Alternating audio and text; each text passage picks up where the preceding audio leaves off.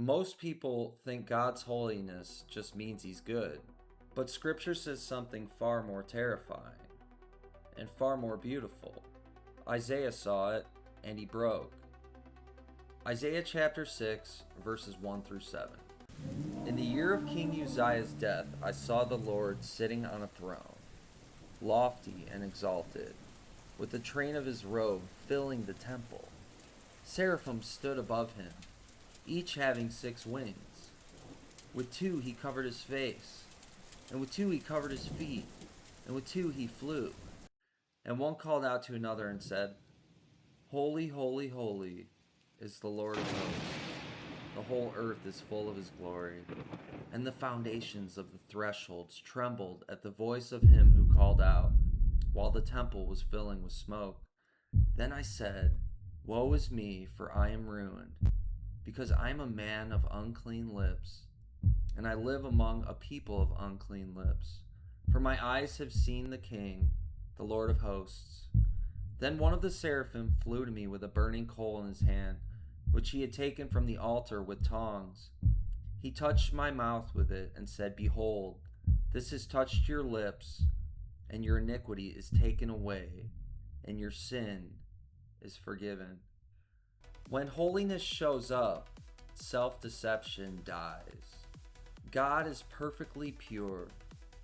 No mixture, no shadow, no sin. Psalm 5:4 says, For you are not a God who takes pleasure in wickedness. No evil dwells with you. When you see him rightly, you don't get proud. You get broken. And in that breaking, grace becomes real, not an idea, a rescue. God is morally perfect, completely set apart from sin. Your eyes are too pure to approve evil, and you cannot look on wickedness with favor. Habakkuk 1:13. And his holiness is not cold distance. It is infinite worth, beauty beyond comparison, satisfaction beyond anything else. You will make known to me the path of life. In your presence is fullness of joy. In your right hand there are pleasures forever. Psalm 16:11. It overwhelms you. It demands a response. And this is why the cross is necessary. 1 Peter 1:16 says, Because it is written, You shall be holy, for I am holy. Nothing unholy can stand before him. Hebrews 12:14 says, Pursue peace with all men and the sanctification without which no one will see the Lord. Let's read that again. Pursue peace with all men and the sanctification without which no one will see the Lord.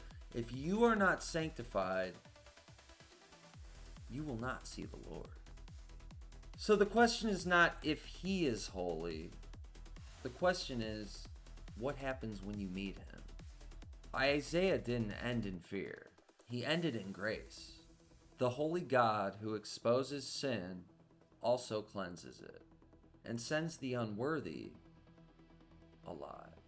You don't get to redefine it. Holy, holy, holy is the Lord. That is not worship. That is what is real.